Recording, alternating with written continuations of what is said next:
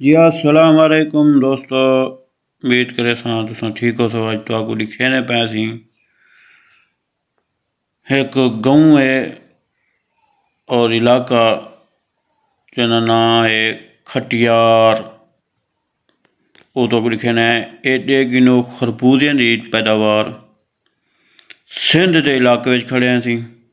खटियार गाँव है सिंध का इलाका है। एक खरबूजा सारा लगा पे वल तो लिखे ने असीं इत्थां कने एल गैस कंपनी लगी पी है तेल दी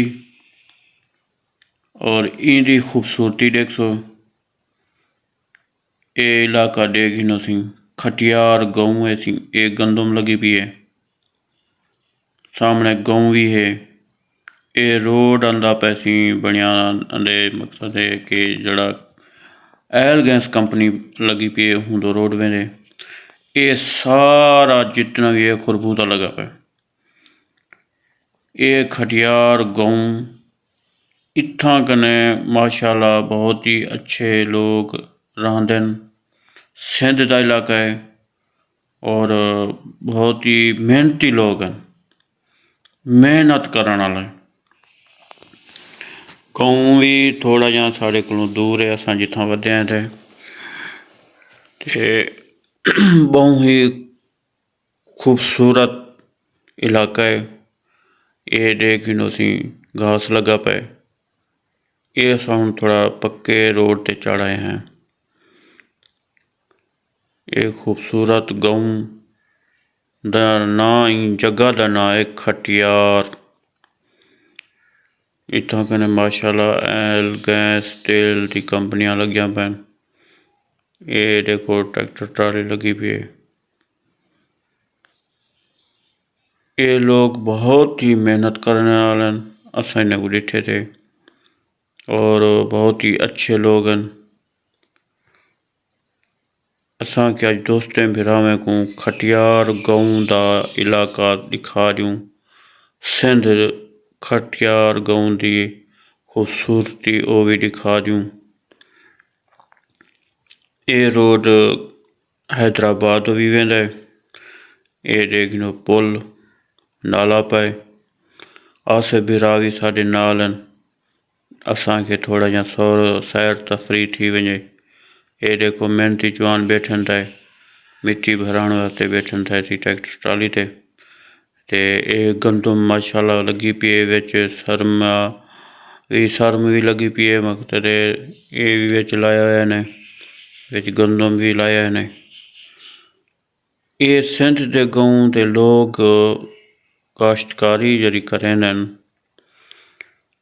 त्रै त्रै चार चार फसल चैन जिंदे विच गंदम भी है सरमी जको आदन घास वो भी चैन वाला कमांद थी गया कमांद भी चैन। ये देख लो कमांद दे छोटे बूटे ये हुण कमांद जड़ा वड्डा ही वो कट गए ने हुण दोबारा वला थिया पाए। दोबारा जड़ा ना वला कमांद वला निकलता पाए। सामने तो नजर आती पे सी एल गैस कंपनी ते ये देख सी खूबसूरती गाँव की। ये सारी गंदम लगी पी है। गंदम माशाल्लाह हुण तैयार थी वन वाली है बिल्कुल। गंदम का जड़ा सिट्टा होंगे सारी जबान इस तरह के जाते सिट्टा वो निकलता पे हुण। सिंध गाँव ये अपना माशाल्लाह थी वाह सारे आसे बिराए तला गंग तो सी मोबाइल मसरूफ हैं इन्हें मुहब्बत ते ये अच्छा सिंध गाँव जी गंदम काश की वेंदी है पंजाब जड़ी काश की वेंदी है। पंजाब को पहले ही सिंध गंदम तैयार थी वेंदी है। पंजाब को पहले सिंध की गंदम तैयार थी वेंदी है। काश्तकारी के हिसाब नाल सिंध दे विच पंजाब कोलों सिंध गाँव दे विच सिंध इलाके दे विच काश्तकारी ज़्यादा थी है। उनदे विच ये है कि पंजाब दे विच साल दे विच 2 फसलां चैन और ये जड़ा ना साल दे विच 8 फसलां चैन जिहदे विच हुण जड़ा मौसम चलता पे गंदम का।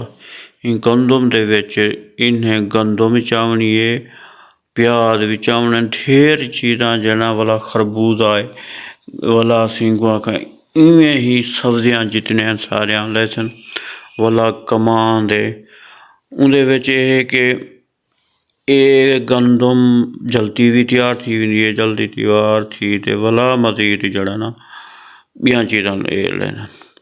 दोस्तों तो अजा मुहब्बत सन सारे यूट्यूब चैनल को सब्सक्राइब किया करो और वीडियो पूरी डिठा करो मुहब्बत मजा करो। एक खूबसूरत गाँव तो कोई दिखाए से सिंध का ये देखो घास लगा पे ये हुण वाला दोबारा स्क्रीन नज़दीक में ये देखने पे मिसाइल गैस कंपनी लगी पी सी। तो दोस्तों तो जब मुहब्बत सन इवें मुहब्बत मजा करो। ये सामने हुण ये बिया कमांड भी लगा पे ये हाली कटाई करनी थिया कटाई करे सन ये सारी गंदों में माशाल्लाह सी।